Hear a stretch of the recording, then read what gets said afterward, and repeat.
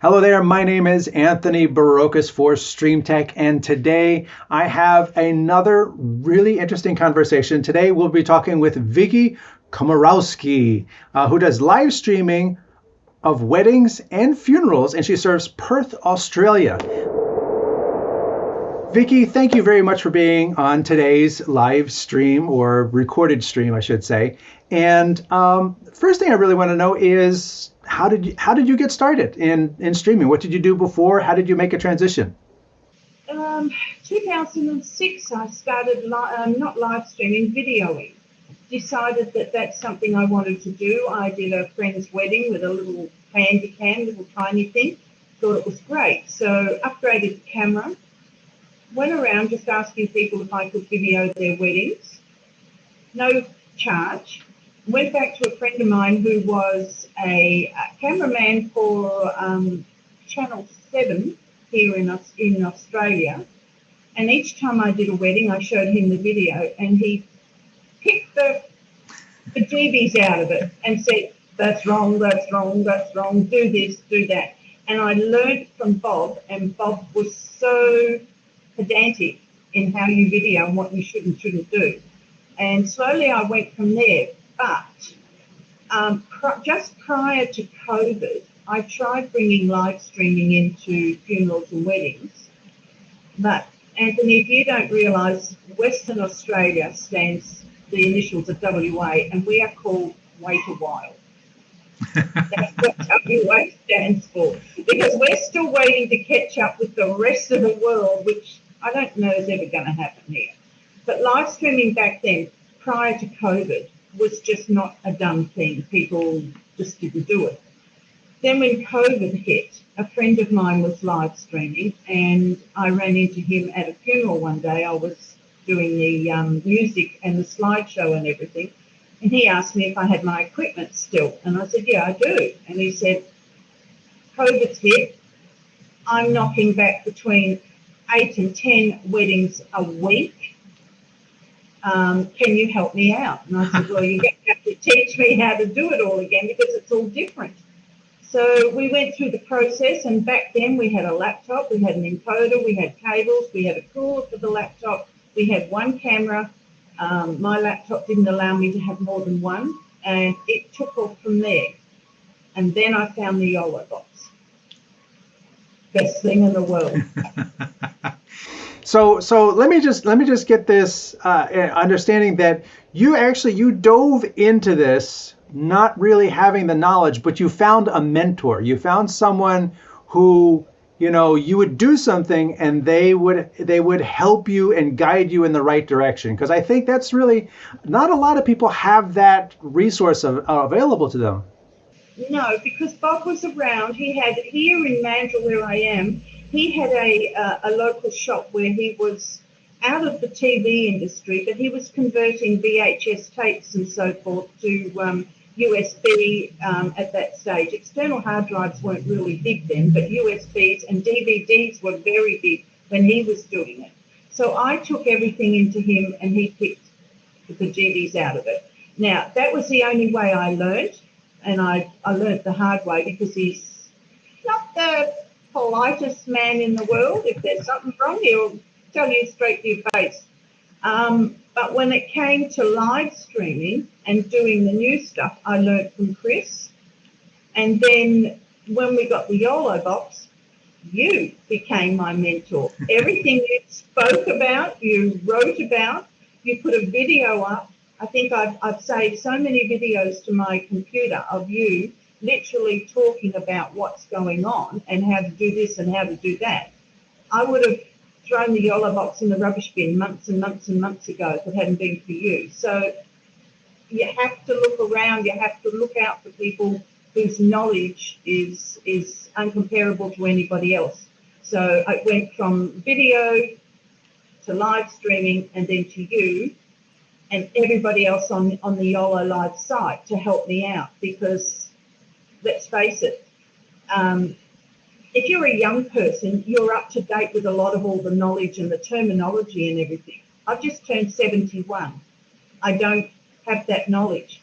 And when someone says to me, let's just say an example, RTMP, I go, huh? Are you swearing at me? What are you talking about? So it was very hard to learn how to do all this live streaming stuff with the YOLO box, but it became so much easier with people like you and other people on the YOLO live site that sort of knew what was going on and helped you out. So without those type of people, you'd struggle. You really would. Yeah, and I agree with you because, I admit I know some, but there's some that I don't know. Like I don't do sports, so when people start talking about scoreboards and replay and things like that, those are tools that I don't use. So I really, I defer to someone who has that experience when they talk about things. And I absolutely agree with you that having today's ability for someone who's getting started to go find a group either on Facebook or Discord or wherever and be able to ask questions, post about a problem, and immediately get help from dozens of people around the world. And I know Julio, who runs the Spanish language group, he could actually read my question or my post, translate it to Spanish. He can write his response in Spanish. I can translate it back to English. And I see translations from Portuguese, from Japanese and everything. And, it's great having this worldwide group that's able to see and respond and help each other, and that's useful for everyone, even myself. Well, I think I'd be totally lost, and I'm still a little bit lost with some of the things that are going on. I'm still learning with the YOLO box, even though I've had it nearly 2 years, I think. Something new comes up every day that I don't quite understand, so then I get onto the site and I look at the site and see, is there any answers to this? I have begged and pleaded for Frank to create a page with a question and an answer. But he's not doing it, so he's ignoring me. So please, Frank, come on. But that would make life a lot easier for people like me that have got a question, but without having to go to the group and then sit there and wait for an answer. If there was a question and an answer, if this happens to your YOLO box, try this or do this. And I know a lot of people say factory restore all the time, but sometimes that doesn't work. Right. Yeah. Not every problem has the same solution. And the other thing is, every day, you and I both know, today when we're recording this, Facebook is doing a bunch of changes with regards to pages. And there's dozens and dozens of posts from all different people in many different forums. It's not just YOLO Box, it's in all these different groups. And they're all complaining about, my Facebook page is not working. I can't see my Facebook page. And that's one of the things. No matter how much you think you know, things around us are going to constantly change. So it's always a learning process, I think. Yeah, it's Julio's been really great. He's put up something on how Facebook's stopping you from live streaming to your page or your group. But it refers to someone who's using the RTMP, and I need to delve further because it's one thing that you haven't actually touched on yet because you don't use it, is not the standard size of the YOLO, it's the YOLO cast. People who are actually on the YOLO cast side can't do a lot of things. We can't invite a guest through our phone. It's not working on there. We can't duplicate. So we're still asking Frank and the team to come up with those things for people who are using the YOLO cast plan. On the standard size RTMP, all that works, but I'm not using that side anymore. So I constantly go back and look through the YOLO Live group to see if Julio's come up with anything, you come up with anything, or another guy that I notice has a lot of things on there is a guy called Mike Smith. Yeah. And he puts a lot of posts up there as well.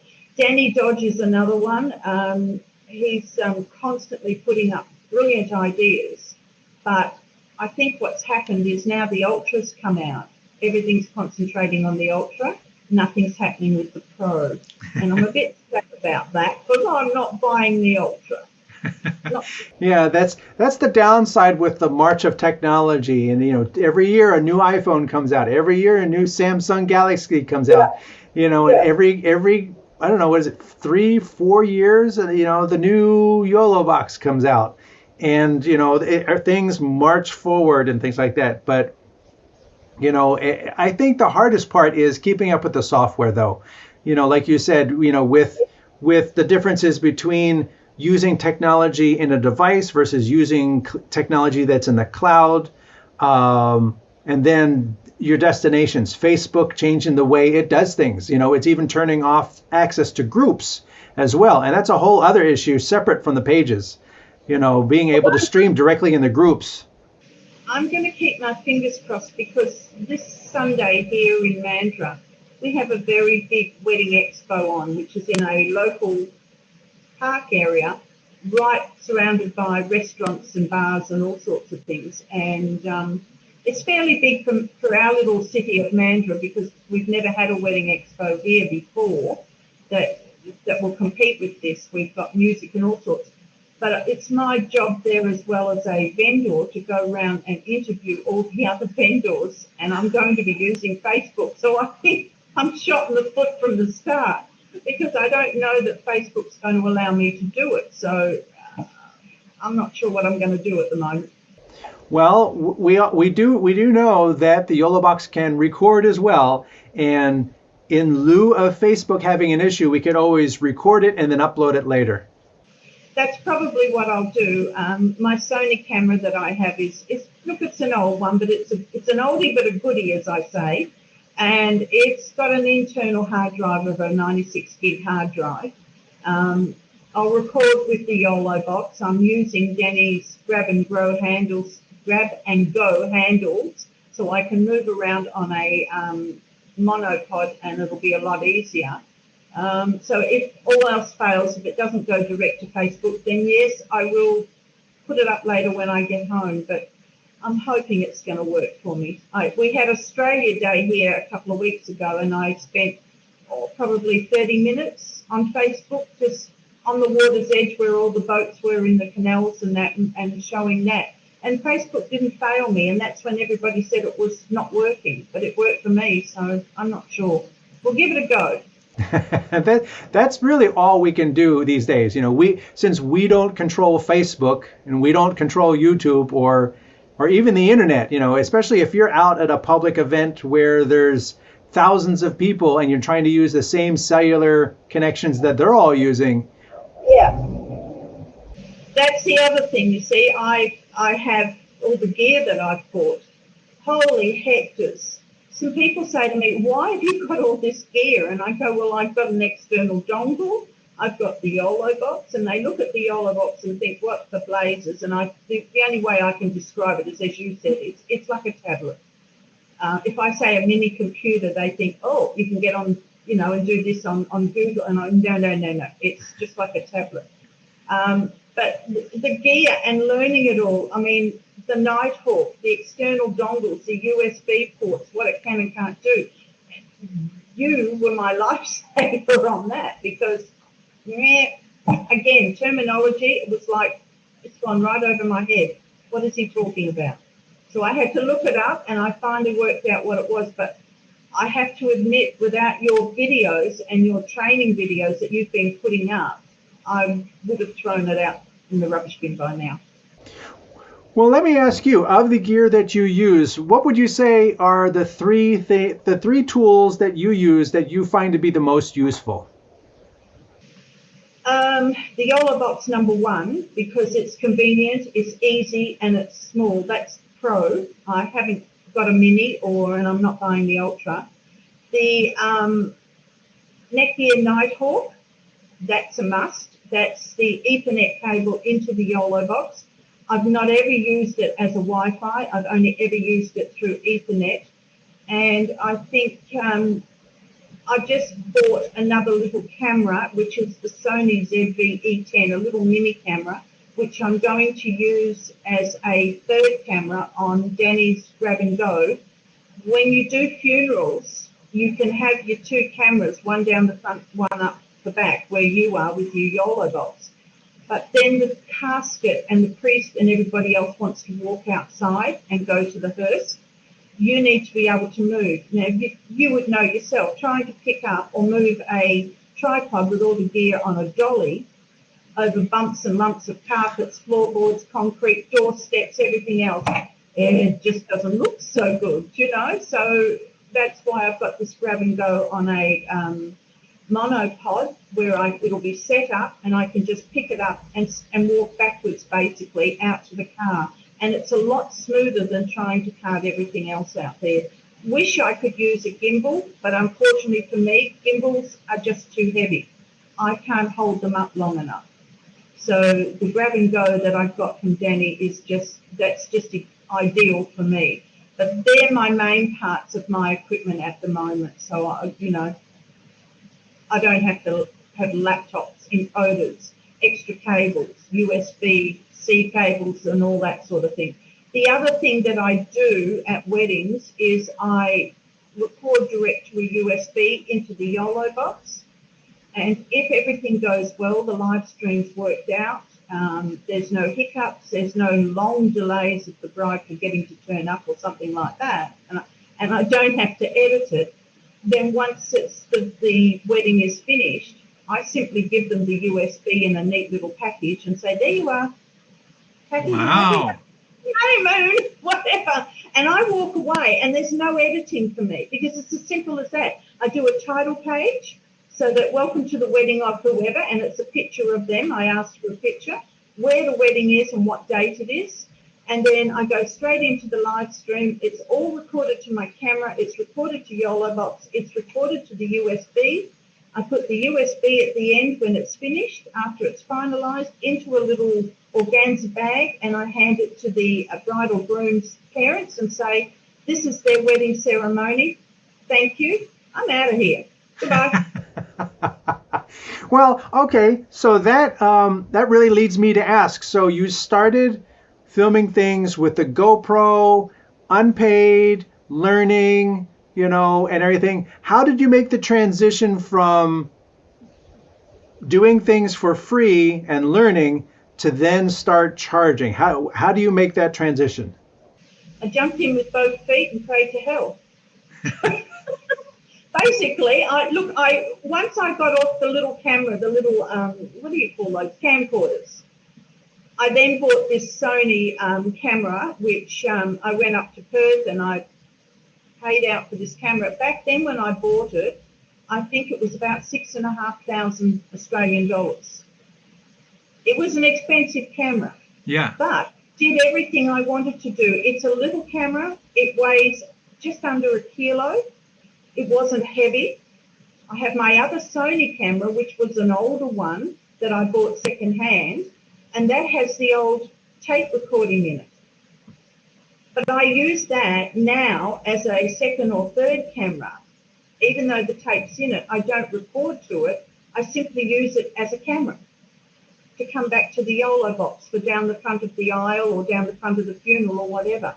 But all I did was I put my name out there and said, look, for X amount of dollars. And it was cheap.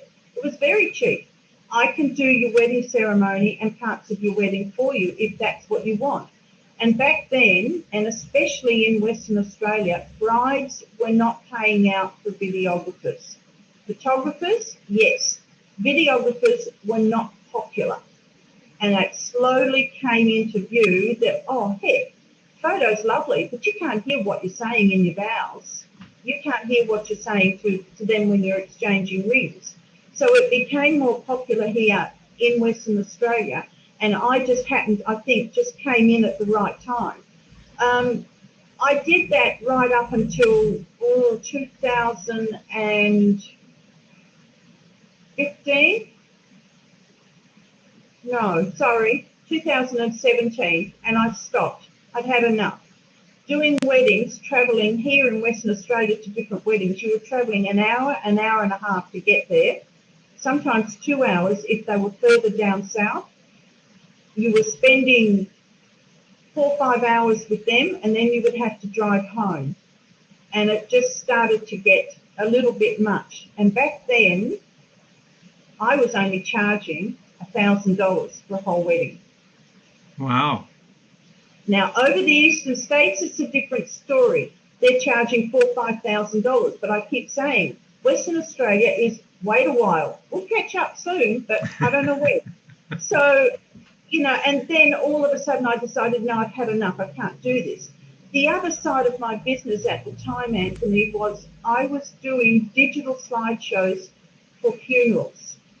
And I was doing them for a lot of funeral directors in Perth from 2006 onwards. So I was doing both. The slideshows were taking up 90% of my time.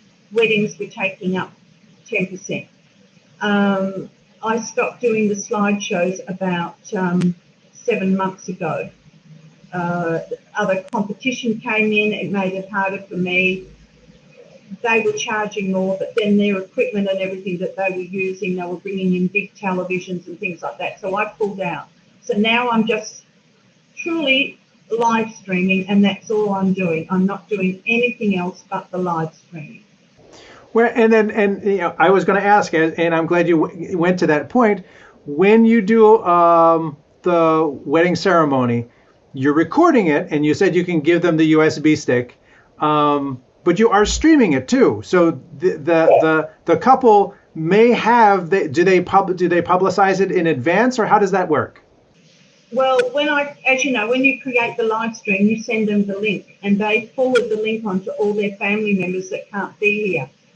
I've gone from Scotland to USA to England, some out of the way places I didn't even know existed, but they have that link. Now, normally when they click on that link, even after the event is finished, you can still watch it. But a couple of weeks ago, we found an issue with it that for some reason on my account, that link wasn't working after the wedding was finished.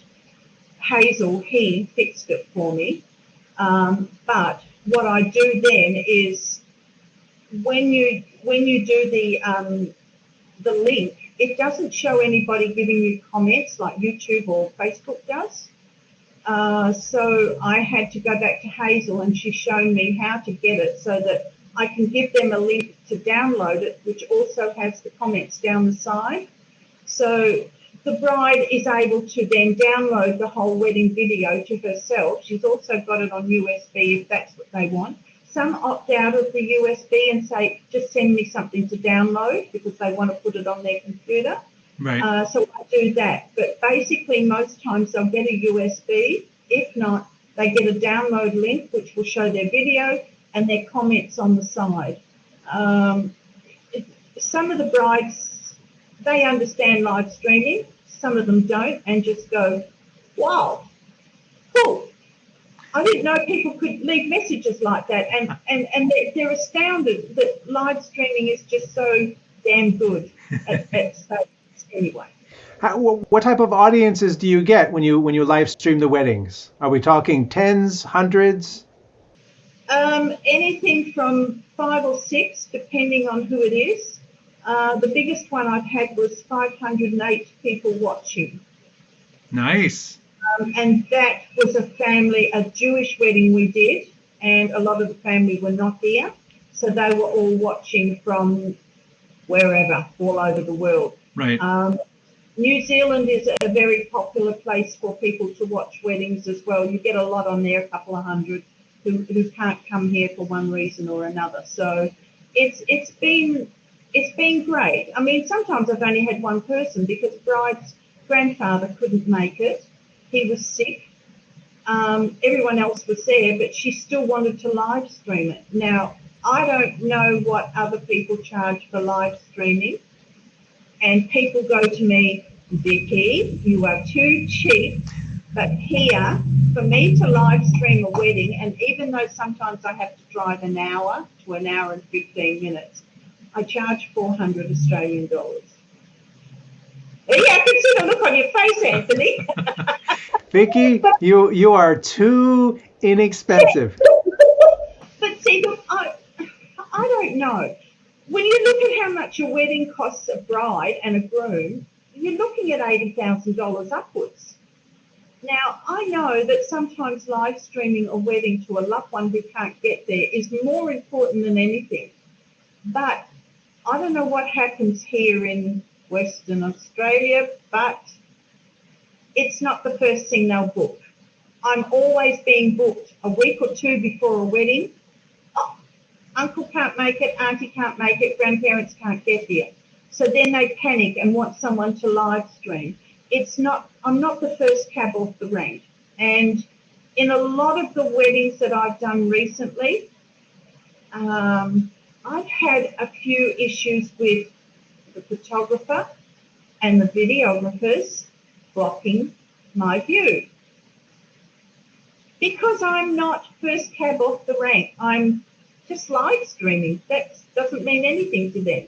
And I don't know if anybody else gets this sort of problem with their photographers and their videographers, but oh geez, I'm going to order a cattle prod, and when one gets in front of me next time, they're going to get it. I'm over it. But yeah, look, live streaming is becoming popular in a lot of places, but here in WA, it's still not as popular as it is in the USA or the east coast of Australia or anywhere else. We're still catching up here. Well, I think though you mentioned something. You mentioned that when people can't show up, then it becomes really important. And Yeah. And I think because what we're doing is a business. It costs money, it takes time and money. And the third part of that triangle is dollars. And if someone needs the expertise and someone needs that particular service, the value of that service goes up, even if, the cost of the service, because there's a lot of things, what does a pair of sneakers cost to make? A couple dollars. But what is the value to someone who's buying that Nike Air Jordans? Oh, it's $100. Well, it didn't cost $100 to make, so it's something we all have to work out for ourselves. I do it myself. There's certain things that I do, like I will do a local stream for a local organization. I'll do that for free. And then on the other hand, if a company calls me, I will do less and I'll charge them over $1,000. But it's different pricing for different people, but at the same time, it's what the value is, and for a client who really understands the value and its worth, and they value what you're doing, then the dollar sign you put in front of it is not as critical. Look, I've tried putting my prices up, and one bride, when I was only charging $300, that's for one camera, one bride actually said to me, it's too expensive. And I said, do you realise what's involved? And she said, well, no, I thought you'd just point your phone at the wedding and start going live. I said, no, I don't use a phone. This is the thing. And I don't know whether this is happening in America, but over here in Australia, we are getting people called content creators who are turning up with a phone, a microphone attached to it, and it's on a gimbal, and they're going around and they're videoing bits and pieces that mother of the bride or the bridesmaids might do when they're at the house getting ready, little things during the ceremony, at the reception, and they're doing a lot of damage to videographers because they're cheaper and they're doing it in a 24 to 48 hour turnaround. So we have this issue over here at the moment that we're content with these content creators who we like to shoot, but we're not allowed to. But look, live streaming I think is going to be here to stay, but whether it continues to be a front runner here in Western Australia, I seriously have my doubts. Eastern states, yes, because there's a lot more people over there. It's a lot closer. And I've got friends who are doing funerals over there, that are just so flat out. It's not funny. I'm not sure what's happening here because originally when COVID hit, there were a lot of videographers trying to do live streaming using OBS, Vimeo, and um, Ustream. I'm not sure which one it is. And much to my amazement now, and I like it, they've all disappeared. One of them, there is a couple in Perth itself that do charge quite a lot, but they do more corporate events, not so much weddings, and they only do weddings which are very big weddings, huge weddings where the budget is like, Really massive. big. Yeah, but as far as anything like I do, I'm the only one here in WA that I know of that's doing it, because we did a search on Google to try and find out who's doing live streaming in Western Australia. And the ones that I found were all corporate ones, and I'm the only El Cheapo. Well, there's nothing stopping all of us from having different tiers of service.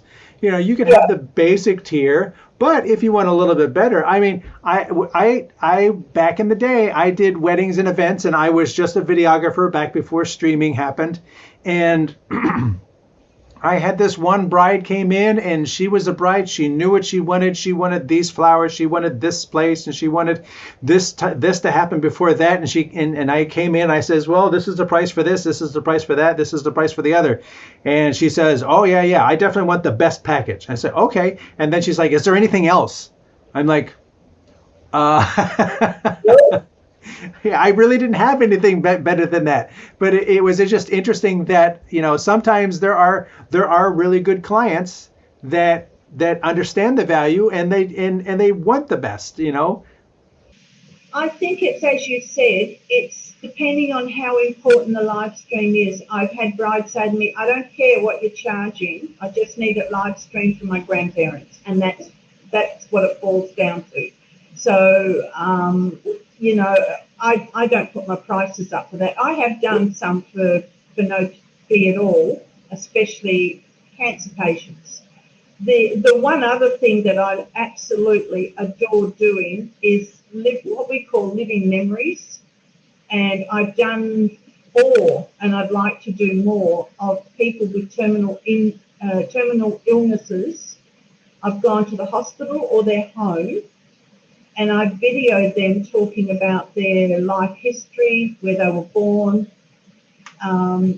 things like that. And copies were made for their kids so that they knew what they went through. One lady called Kim Reed that I did, it took me 3.5 hours to do her living memory. She was in a nursing home. She was 98 years of age, and she went right back to where she was born in Sussex in England.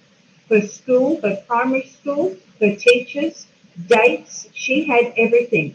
The woman had me in tears. She had me rolling with laughter to the point where I couldn't breathe with some of the things that she came out with. I mean, I didn't think a 98-year-old woman could swear like that, let alone, some of the antics she got up to. But when we finished it, that was 5 years ago. When we finished it, we put it onto a DVD, and she had 1 copy. And that's all she wanted. So when she passed away 3 weeks after we made that video, her son from Sydney, Australia, came over, and he found this DVD and he watched it. And he said to me, we did not have any idea on half the things that her and Dad did.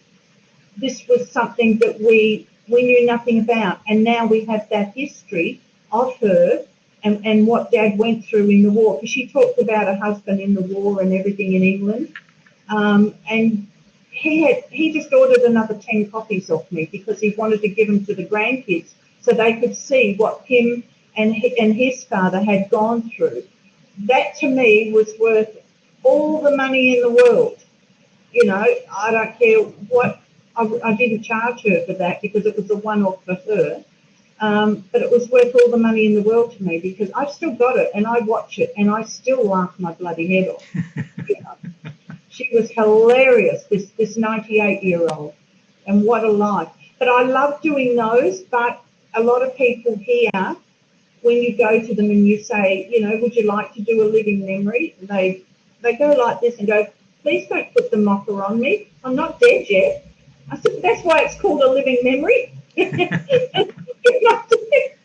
But it is a hard thing to do. But look, I'm still learning, and I don't know how many more years I'll keep doing this for.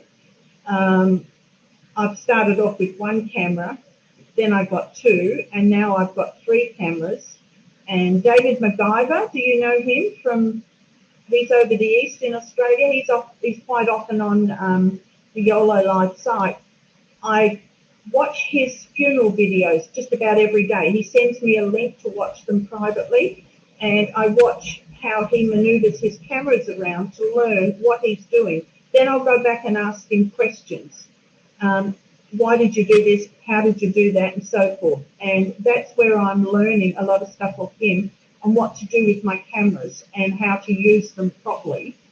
But as to the YOLO, that's you and everybody else on the YOLO site. That's where I'm learning my information from.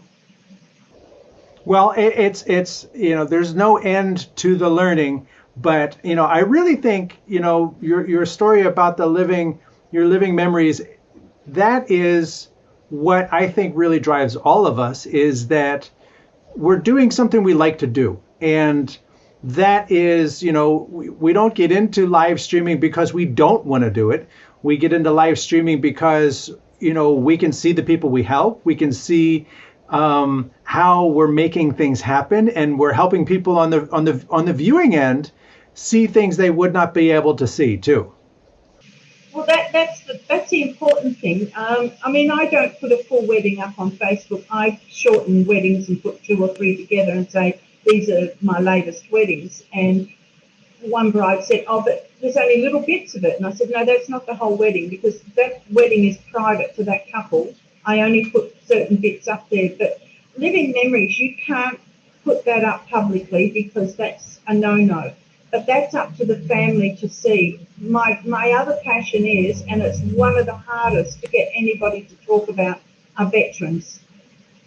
I would love to sit down with a veteran and just let him ramble. Just put the camera on. I don't care if I even leave the room, but put the camera on him and a mic on him and let him ramble about how he went about enlisting, why he enlisted, and what happened. But veterans are one of the hardest eggs to crack. They don't want to talk. They're just not prepared to tell their story. It's too hard for them. Yeah, that is a hard hurdle for them to open up. Especially if they're not among fellow veterans too. That sometimes makes it a little easier.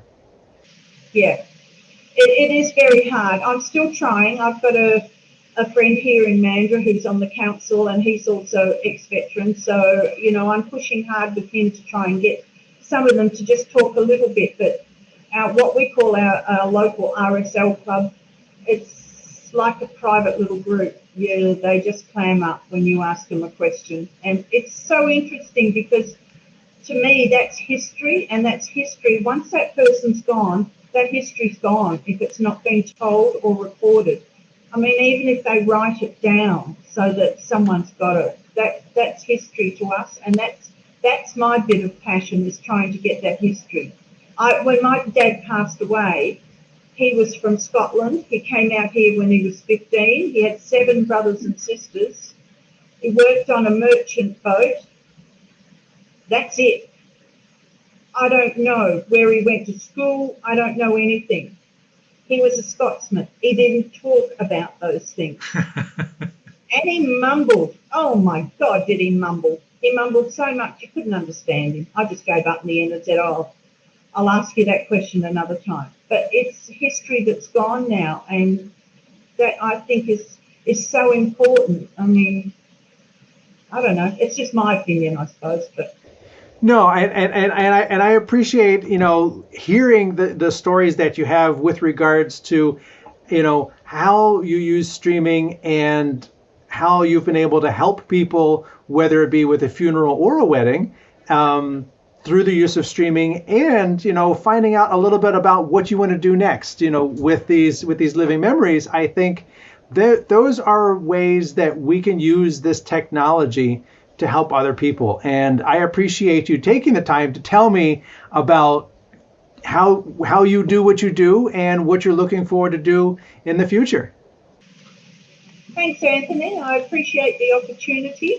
I hope it all goes well when you put it all together and put it out there to everybody in the world. And anybody wants me for business, I'm here. Yeah. Oh, here we are. Vicki K Productions in Perth, Australia. Well, hang on a second. My name is Anthony Barocas. Thanks again to Vicki for joining me on today's conversation show. I am here every week, and you can find lots of additional content on the Stream Tech YouTube website. Once again, thank you all for being here, and I'll look forward to seeing you next time.